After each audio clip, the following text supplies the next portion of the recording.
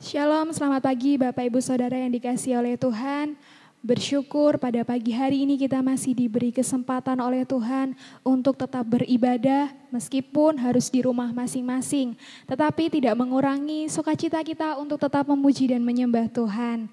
Bapak Ibu Saudara yang dikasihi oleh Tuhan, saya mengajak kita semua untuk membuka Alkitab kita dan kita akan membaca Mazmur pasal yang ke-68 ayat yang pertama sampai ayat yang ke-10, dilanjutkan ayat yang ke-32 sampai ke-35.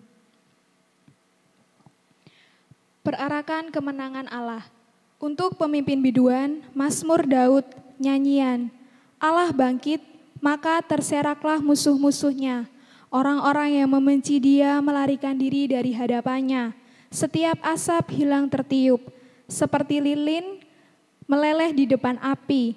Demikianlah orang-orang fasik binasa di hadapan Allah. Tetapi orang-orang benar bersuka cita. Mereka beria-ria di hadapan Allah, bergembira dan bersuka cita. Bernyanyilah bagi Allah, mazmurkanlah namanya, buatlah jalan bagi dia yang berkendaraan melintasi awan-awan. Namanya ialah Tuhan, beria-rialah di hadapannya.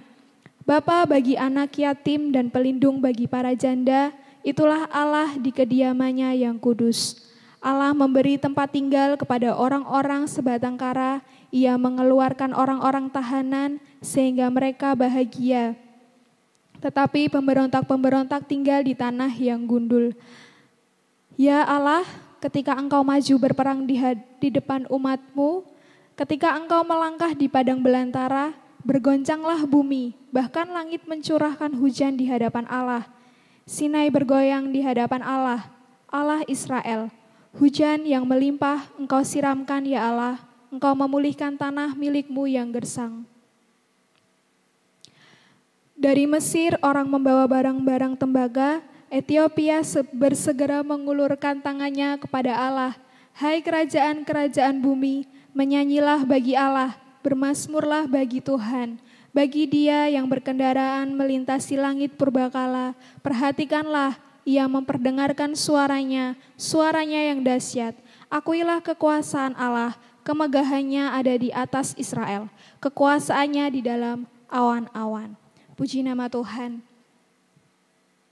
Kita akan bersuka cita, kita akan memuji Tuhan bersama-sama, menaikkan setiap ucapan syukur kita kepada Tuhan.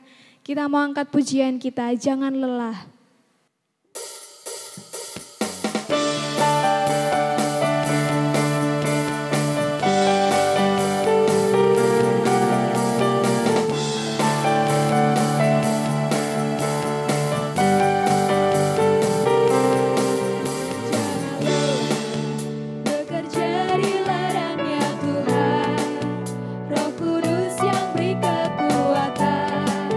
Yang mengajar dan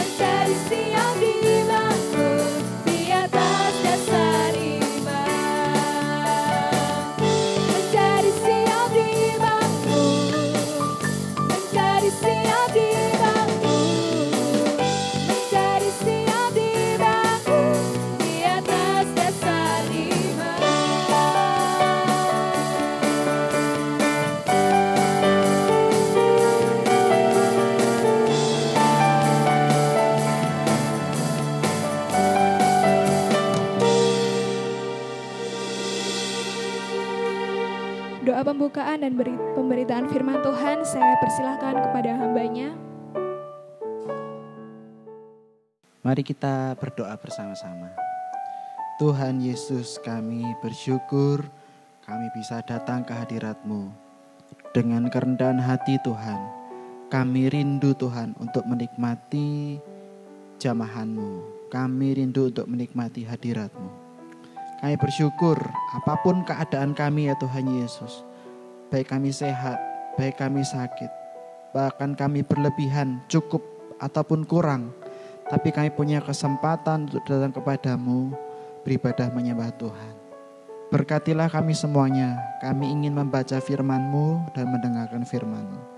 Tuhan tolong supaya Tuhan berbicara dan kami bisa mengerti maksud dari firman-Mu. Kami serahkan waktu pemberitaan firman Tuhan ini dalam nama Tuhan Yesus kami berdoa. Haleluya. Amin. Ya. Shalom Bapak Ibu yang diberkati Tuhan. Puji Tuhan, hari ini kita masih diberi kekuatan. Kita bisa beribadah untuk memuji, menyembah Tuhan bersama-sama. Bapak Ibu, kemarin beberapa hari yang lalu kita memperingati bersama-sama hari kenaikan Tuhan Yesus. Yesus naik ke surga, Yesus dipermuliakan, dan Yesus naik ke surga dengan tujuan untuk menyiapkan tempat bagi kita orang-orang yang percaya kepadanya. Setelah Tuhan Yesus naik ke surga 10 hari kemudian, kita akan memperingati bersama-sama hari Pentakosta. Hari di mana Allah mencurahkan Roh Kudus bagi kita semua.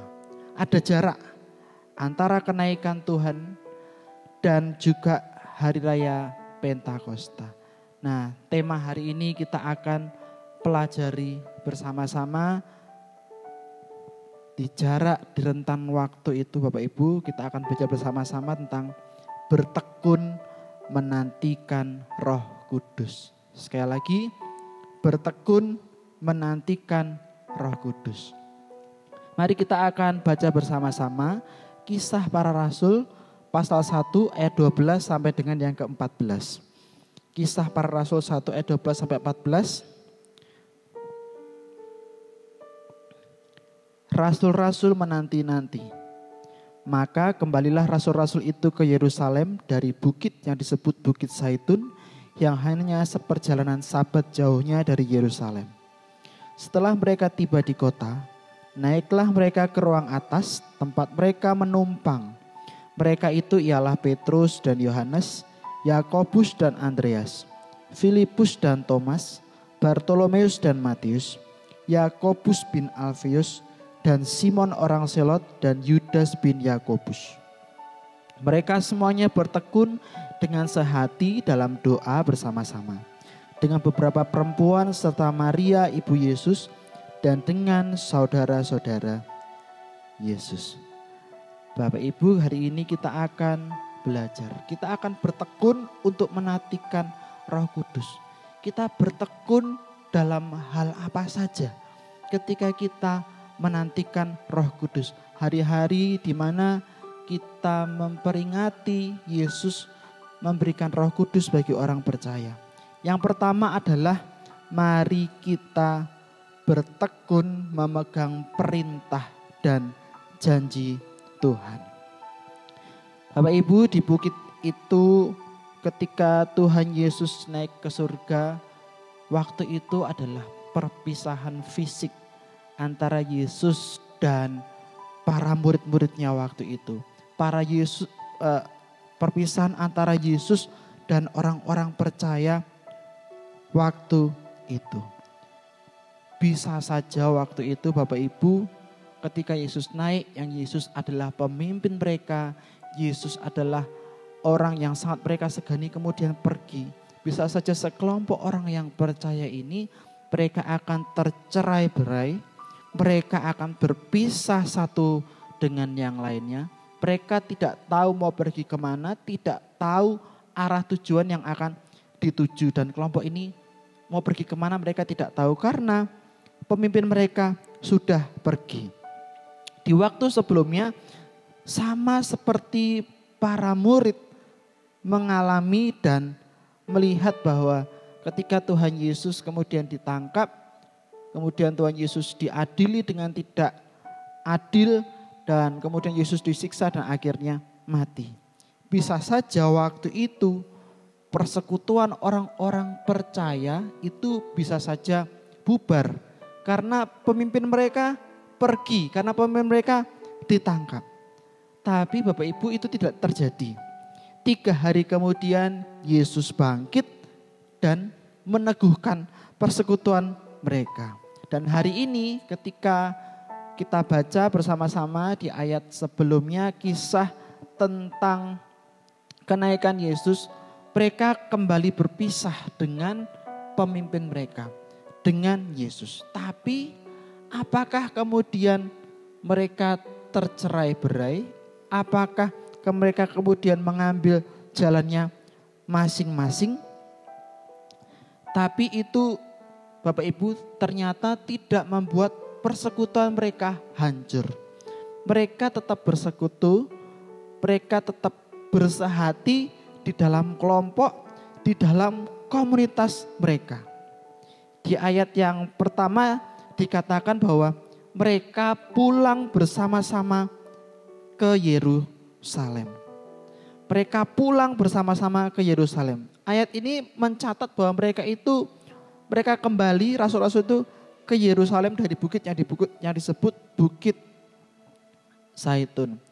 Ketika peristiwa ini dicatat ada maksudnya. Kenapa peristiwa ini dicatat Bapak Ibu? Hal ini supaya para murid mereka tetap bertekun memegang perintah dan janji Tuhan.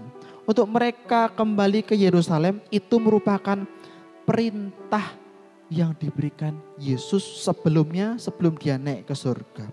Di Kisah Rasul 1 ayat keempat dikatakan bahwa pada suatu hari ketika ia makan bersama-sama dengan mereka, ia melarang mereka meninggalkan Yerusalem dan menyuruh mereka tinggal di situ menantikan janji Bapa. Yang demikian katanya, telah kamu dengarkan daripadaku dan seterusnya. Ini adalah perintah yang diberikan oleh Yesus kepada murid-muridnya untuk mereka tinggal di Yerusalem. Kenapa mereka harus tinggal di Yerusalem? Karena mereka harus menantikan janji Bapa untuk mereka orang-orang percaya. Janji apa yang diberikan? Yaitu adalah Yesus memberikan Roh Kudus. Jadi sebenarnya yang dialami oleh para murid-murid ini adalah Bapak Ibu ada seperti rumus yang harus kita lakukan. Ketika mereka mendengar perintah, ketika mereka mendengar perintah kemudian mengerti, mereka mengerjakan dengan setia, mereka taat dengan setia apapun yang terjadi waktu itu, kemudian mereka akan menerima janji itu. Mereka akan menerima dan merasakan pencurahan Roh Kudus.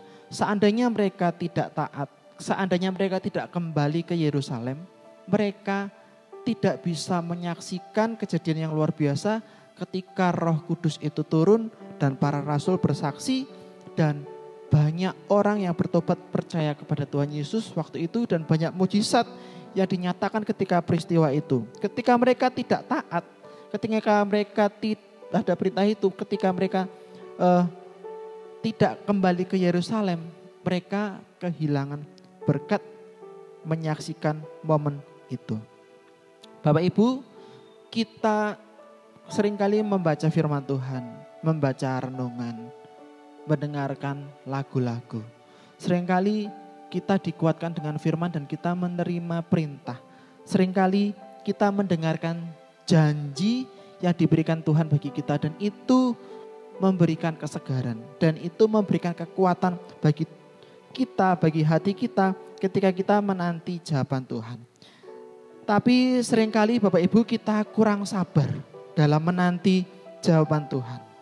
Tapi saya ingin mengajak Bapak Ibu Saudara semuanya bahwa janji Tuhan itu selalu ditepati. Kalau manusia ketika berjanji, manusia bisa mengingkari janji itu. Tapi Tuhan tidak pernah mengingkari janjinya. Tuhan pasti menepati janjinya. Bapak Ibu, Tuhan tidak akan membuat kita ambyar ketika Dia berjanji kepada kita. Mungkin kita saja yang kurang sabar ketika kita menanti jawaban dari janji Tuhan.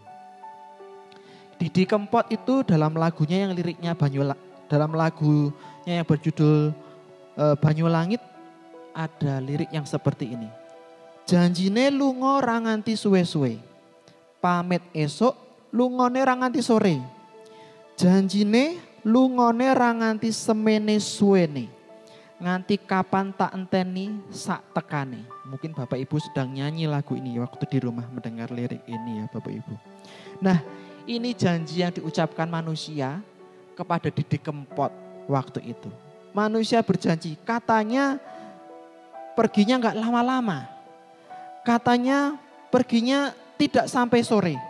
Tapi ditunggu-tunggu sampai saat ini kok tidak datang-datang. Manusia ketika tidak menepati janjinya membuat manusia itu hatinya jadi ambyar karena janji yang tidak ditepati.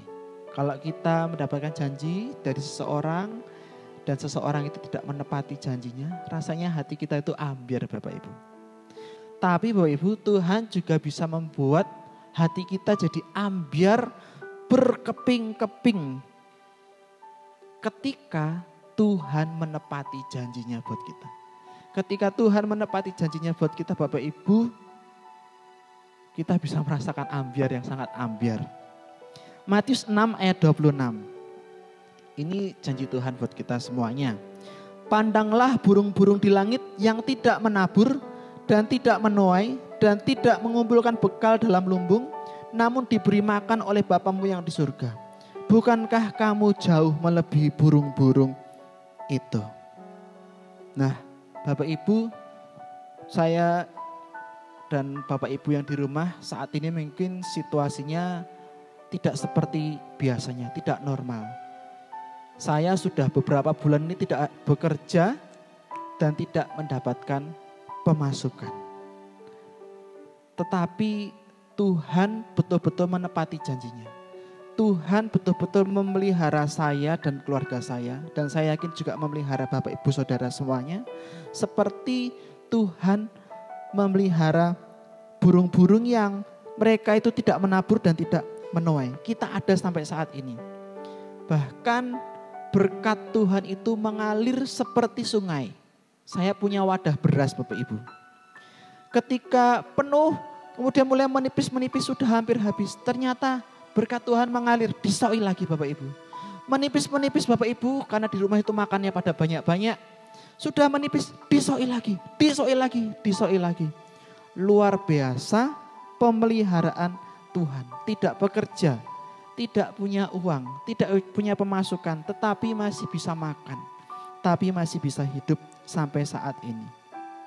Dan saya memegang janji Tuhan bahwa pemeliharaan Tuhan itu sempurna buat kita semuanya. Mungkin seringkali kita merasakan khawatir. Karena ketika kita menanti janji Tuhan itu. Di 1 Petrus 5 ayat 7 dikatakan bahwa serahkanlah segala kekhawatiranmu kepadanya sebab ia yang akan memelihara kamu. Bapak Ibu, murid Yesus memegang perintah dan janji Tuhan dengan bertekun menanti kedatangan Roh Kudus. Mereka tidak pergi dari Yerusalem dan mereka memegang janji Tuhan bahwa Tuhan akan mencurahkan Roh Kudus. Roh Kudus yang akan menghibur mereka, yang akan menghibur kita semuanya. Roh Kudus yang akan menyertai kita semuanya di segala situasi keadaan kita. Roh Kudus yang berkarya dalam hidup kita. Dan Roh Kudus yang memberi kuasa kepada kita ketika kita berbicara untuk memberitakan Injil, ketika kita bersaksi buat orang-orang di sekitar kita. Dan janji Tuhan itu betul ditepati, Ia memberikan Roh Kudus itu dan kita sudah menerima Roh Kudus itu ketika kita percaya kepada Tuhan Yesus. Dan Roh Kudus itu berkarya di dalam kehidupan kita. Mari Bapak Ibu, Tetaplah kita memegang perintah dan janji Tuhan. Tetap kita memegang perintah dan janji Tuhan. Karena itu sumber kekuatan kita. Perintah dan janji Tuhan itu adalah kekuatan kita. Si iblis tidak tinggal diam. Dia ingin menjatuhkan kita. Dia ingin menghancurkan kita. Ketika melihat kelemahan kita, ketika melihat situasi kita ada celah, iblis ingin menghancurkan kita. 1 Petrus 5 ayat 8 sampai 9 mengatakan bahwa sadarlah dan berjaga-jagalah.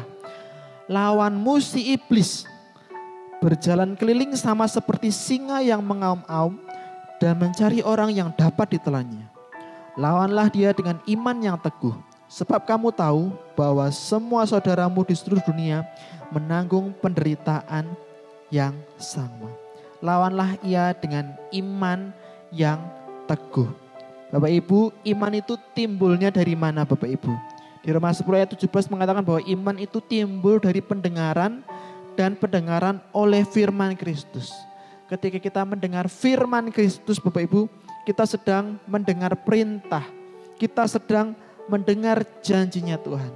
Dan mari kita pegang firman itu dan mari kita pegang perintah dan janjinya. Karena itu yang menjadi kekuatan bagi kita supaya iblis tidak mengambil celah dan menjatuhkan kita semuanya.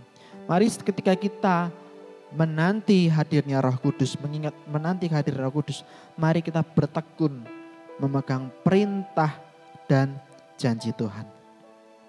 Yang kedua Bapak Ibu, mari kita bertekun saling membagi kasih. Sekali lagi yang kedua, mari kita bertekun saling membagikan kasih. Bapak Ibu, orang percaya di masa awal itu mereka mendapatkan tekanan yang luar biasa. Ketika Yesus ditangkap, kemudian ketika Yesus mati, tekanan bagi para pengikut Kristus waktu itu sungguh luar biasa. Tapi kemudian Tuhan Yesus bangkit, menampakkan diri kepada banyak orang. Ketika 40 hari itu, orang-orang Yahudi waktu itu mulai sedikit melunak. Tapi ada orang-orang yang masih memberikan tekanan kepada orang-orang percaya kepada waktu itu. Mereka mengancam dan mereka ingin menjatuhkan para orang-orang percaya waktu itu. Di 1 Petrus 4 ayat 14 dikatakan seperti ini Bapak Ibu. Berbahagialah kamu jika kamu dinista karena nama Kristus. Sebab roh kemuliaan yaitu roh Allah ada padamu. Dalam kesulitan mereka tetap bersama. Mereka tetap kuat. Apa yang membuat mereka kuat Bapak Ibu? Mereka saling berbagi beban. Mungkin kita juga ada sebagian dari kita yang mendapatkan tekanan dari orang-orang di sekitar kita. Mungkin keluarga kita ada yang tidak percaya.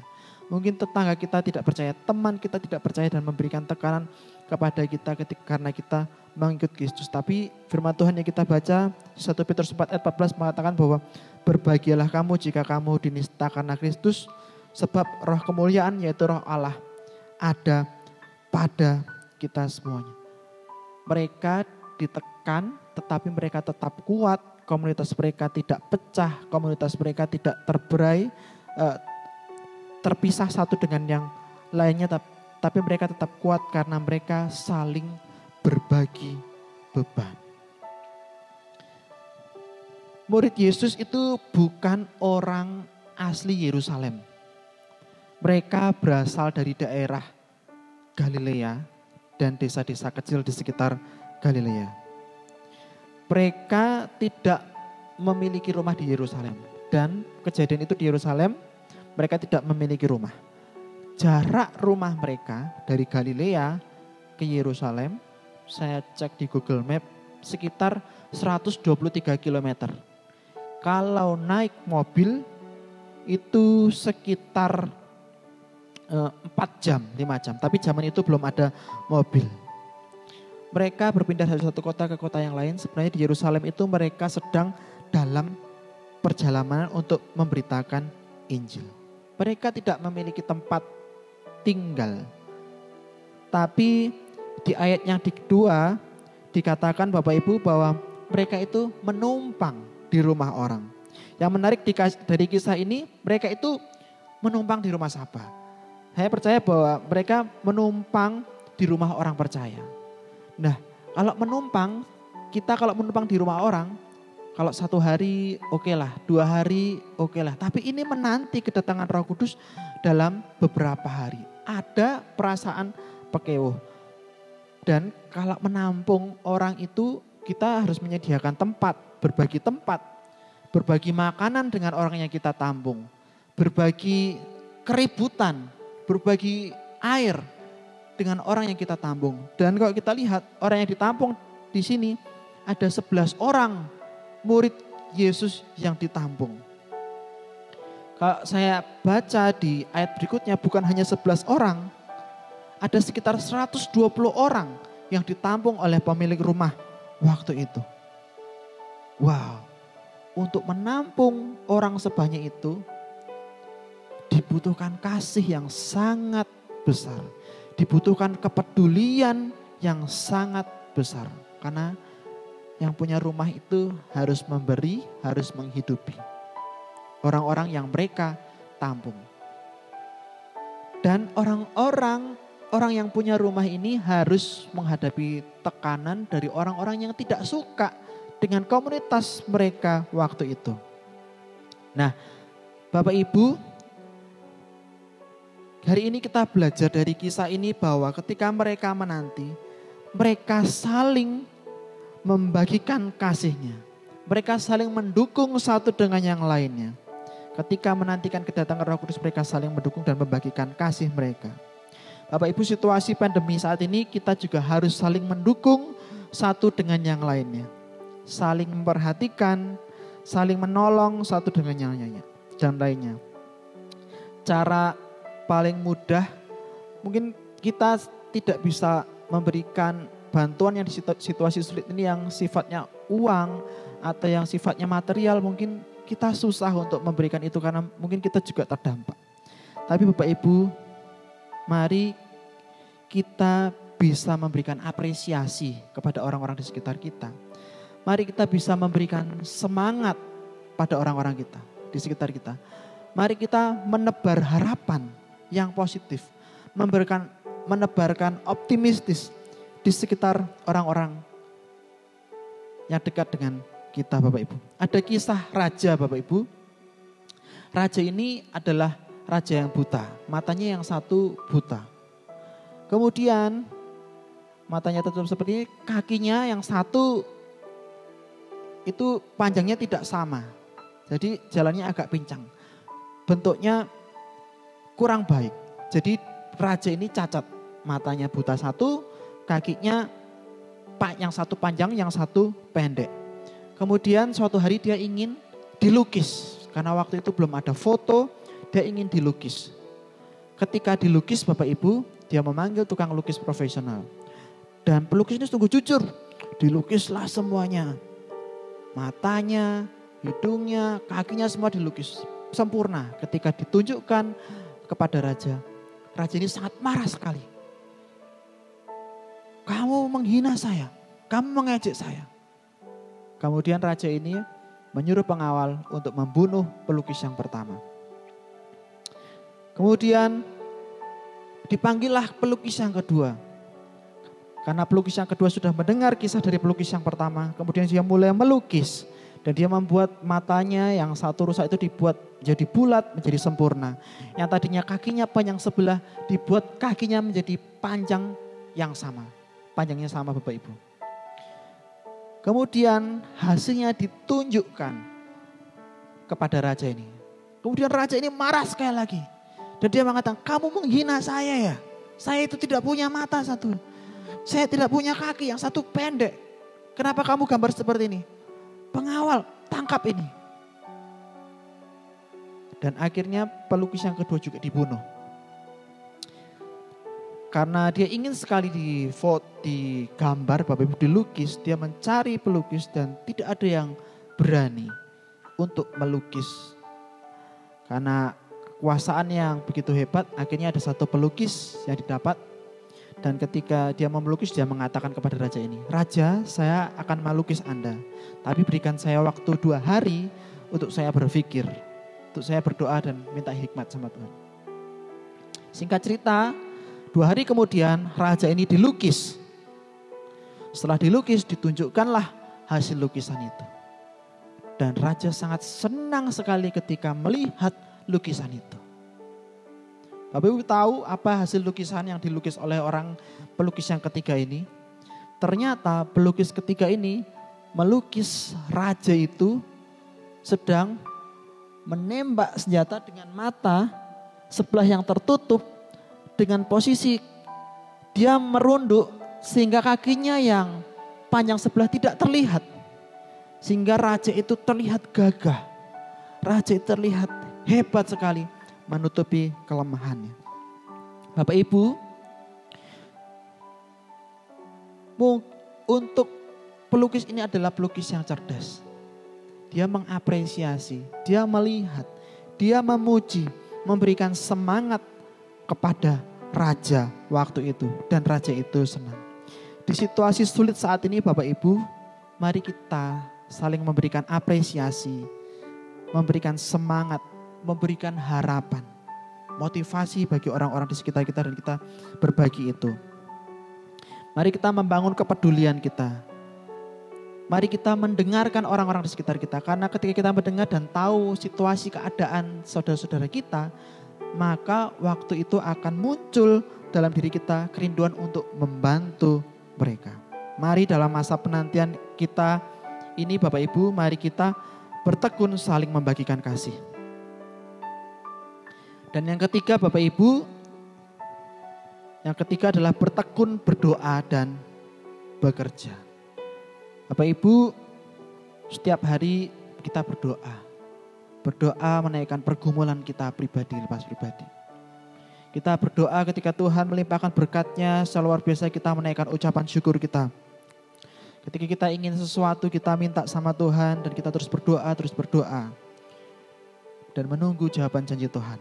Tapi apakah kita setia menanti jawaban doa? Bapak Ibu, bertekun dalam berdoa. Apakah kita berdoa secara pribadi saja sendiri-sendiri ataukah kita berdoa secara kelompok? Mungkin di rumah saat ini apakah kita membangun ibadah doa bersama dengan keluarga kita di rumah. Saya berharap kita semua punya waktu untuk berdoa secara pribadi, punya waktu untuk berdoa bersama dengan keluarga. Punya waktu berdoa bersama dengan teman-teman. Mari kita mengajak orang di sekitar kita itu berdoa. Mungkin agak aneh, tapi coba sekali-sekali Bapak Ibu ngajak teman-teman di sekitar Bapak Ibu untuk berdoa bersama. Rasanya pasti akan enak sekali. Karena doa itu memberikan kekuatan kepada kita. Doa itu mempersatukan kita. Mempersatukan keluarga kita. Mempersatukan tim. Mempersatukan kita dalam persahabatan dalam teman. Berdoa itu kita sedang membagi beban. Supaya beban kita tidak ditanggung sendiri. Ketika kita berdoa, orang lain mendengar, sebenarnya kita sedang seperti membagi beban kita dengan orang-orang di sekitar kita. Orang-orang yang kita ajak untuk berdoa. Menanti kedatangan Roh Kudus dengan tekun berdoa. Para murid berdoa dengan kompak. Di sini katakan mereka sehati dan bertekun. Sehati dan bertekun. Berdoa yang sehati itu bagaimana Bapak Ibu? Berdoa kalau masih ada rasa marah. Kalau ada rasa jengkel itu susah untuk berdoa. Enggak ada damai sejahtera, susah berdoa. Mari kita melepaskan jengkelnya kita, melepaskan marahnya kita. Dan kita berdoa kepada Tuhan dan kita bisa fokus, kita bisa bersehati untuk berdoa dengan orang-orang yang bersama-sama dengan kita. Mereka ketika menantikan datangnya Roh Kudus, mereka tidak hanya berdoa saja Bapak Ibu, tapi dalam komunitas mereka melakukan sesuatu. Mereka berdiskusi bersama-sama. Mereka memikirkan pelayanan ke depan. Mereka memikirkan bagaimana mengembangkan pelayanan mereka dan memberitakan Injil ke banyak orang. Dan mereka bermusyawarah. Dan hasil musyawarah mereka waktu itu Bapak Ibu, mereka bekerja dan mereka bersehati. Mereka mengambil keputusan bahwa mereka memilih Matias untuk menggantikan Yudas. Dan ini merupakan strategi yang efektif buat mereka waktu itu. Mereka tidak hanya sekedar menanti, mereka berdoa, memikirkan, dan mereka bekerja dan menghasilkan suatu keputusan. Di ayat berikutnya Bapak Ibu baca bahwa Matias dipilih untuk menggantikan Yudas. Untuk mencapai sesuatu kita perlu berdoa dan bekerja. Tidak cukup hanya berdoa saja, tapi kita perlu bekerja. Dan ketika kita bekerja, Tuhan akan melihat, Tuhan akan senang melihat usaha kita. Dan Tuhan akan memberkati usaha pekerjaan kita. Tantangan yang kita hadapi, kesulitan yang kita hadapi, kalau kita mau fight, kalau kita mau mengerjakannya, tidak menyerah, Tuhan akan berikan kekuatan kepada kita. Berdoa dan bekerja, bertekun dalam doa dan bekerja. Mari Bapak Ibu, dalam kita menanti Roh Kudus dilimpahkan kepada kita semuanya. Mari kita menyiapkan hati kita memperingati hari peringatan Pentakosta itu. Mari kita bertekun dalam apa aja Bapak Ibu tadi. Bertekun dalam memegang perintah dan janji Tuhan. Bertekun dalam saling membagikan kasih. Kemudian yang ketiga, bertekun dalam doa dan bekerja. Mari kita berdoa bersama. Tuhan Yesus, terima kasih untuk firman Tuhan yang sudah kami baca dan sudah kami dengarkan. Biarlah kami di waktu ini dalam menanti memperingati Engkau mencurahkan Roh Kudus kepada kami. Kami tetap bertekun di dalam Engkau ya Tuhan Yesus. Terima kasih untuk firman-Mu, biarlah firman-Mu ini boleh menjadi kekuatan bagi kami semuanya. Dan hamba-Mu Tuhan berdoa bagi setiap jemaat dimanapun berada. Dengan situasi yang mereka hadapi saat ini, Tuhan tolong supaya Tuhan tetap memelihara jemaat-jemaat. Tuhan memberikan semangat, Tuhan memberikan harapan kepada semua jemaat-jemaat dimanapun berada. Hamba-Mu juga berdoa Tuhan Yesus bagi jemaat-jemaat yang mengalami kelemahan tubuh. Tuhan Yesus hadir. Kiranya Tuhan memberikan kesembuhan, memberikan kesehatan bagi semua jemaat-jemaat. Terima kasih ya Tuhan Yesus, terima kasih. Kami berdoa Tuhan Yesus untuk bangsa dan negara kami di situasi sulit saat ini masa pandemi Corona. Tuhan berikan hikmat kepada pemimpin-pemimpin negara kami Tuhan Yesus. Tuhan berkati mereka ya Tuhan Yesus untuk bekerja efektif. Biarlah kami boleh melewati masa-masa ini ya Tuhan Yesus. Dan semuanya bisa kembali menjadi pulih seperti sedia kala. Kami bersyukur, kami bisa mendengarkan firman-Mu dan berdoa hari ini. Dalam nama Tuhan Yesus kami berdoa mengucap syukur, haleluya, amin. Mari kita akan bangkit berdiri bersama-sama. Dan kita akan mengucapkan pengakuan iman rasuli. Pengakuan iman rasuli. Aku percaya kepada Allah Bapa yang Maha Kuasa, Khalik langit dan bumi. Dan kepada Yesus Kristus anaknya yang tunggal Tuhan kita, yang dikandung daripada Roh Kudus, yang lahir dari anak darah Maria, yang menderita sengsara di bawah pemerintahan Pontius Pilatus, disalibkan, mati dan dikuburkan, turun ke dalam kerajaan maut. Pada hari yang ketiga, bangkit pula dari antara orang mati, naik ke surga, duduk di sebelah kanan Allah, Bapa yang Maha Kuasa. Dan dari sana ia akan datang untuk menghakimi orang yang hidup dan yang mati. Aku percaya kepada Roh Kudus, gereja yang kudus dan am, persekutuan orang kudus, pengampunan dosa, kebangkitan tubuh, dan hidup yang kekal. Terima kasih kepada Bapak Mikael Morib yang telah melayani ibadah pada pagi hari ini melalui firman Tuhan. Saya percaya kita semua diberkati oleh firman Tuhan. Jemaat yang rindu memberikan persembahan dan persepuluhan, kami menunggu di gereja setiap minggu sampai pukul 12 siang. Bagi yang rindu memberikan secara transfer, bisa melalui nomor rekening yang ada di bawah ini. Bapak Ibu Saudara yang dikasihi oleh Tuhan, kita akan mengakhiri ibadah kita pada hari ini. Seperti firman Tuhan tadi, bertekun menantikan Roh Kudus. Ya, datanglah Roh Kudus, sebab kami rindu Engkau.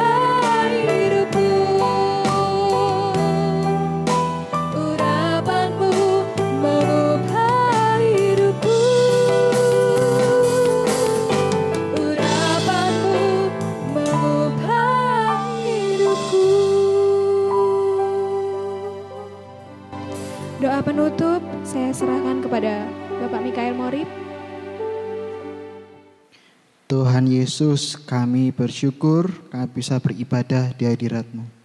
Kami boleh tinggal di hadirat-Mu Tuhan Yesus, menikmati persekutuan bersama dengan Kau Allah, Roh Kudus Tuhan. Terima kasih Tuhan memberikan kekuatan kepada kami, memberikan kesegaran, memberikan pemulihan kepada setiap kami ya Tuhan. Bersyukur untuk waktu ini kami boleh ada di pelataran-Mu ya Tuhan, menikmati ibadah bersama-sama. Di akhir ibadah ini Tuhan Yesus, kami memohonkan berkat-Mu untuk semua jemaat. Kepada para jemaat, arahkan hatimu kepada Tuhan dan terimalah berkat Tuhan. Kiranya Tuhan memberkati engkau, memberi kemampuan untuk bertekun, memegang perintah dan janjinya, membagikan kasih kepada sesama, bertekun dalam doa dan bekerja. Kiranya berkat dari Allah Bapa, kiranya kasih karunia dari Yesus Kristus, dan pertolongan dari Roh Allah yang kudus, dan damai sejahteranya boleh menyertai kita sekalian. Haleluya. Amin.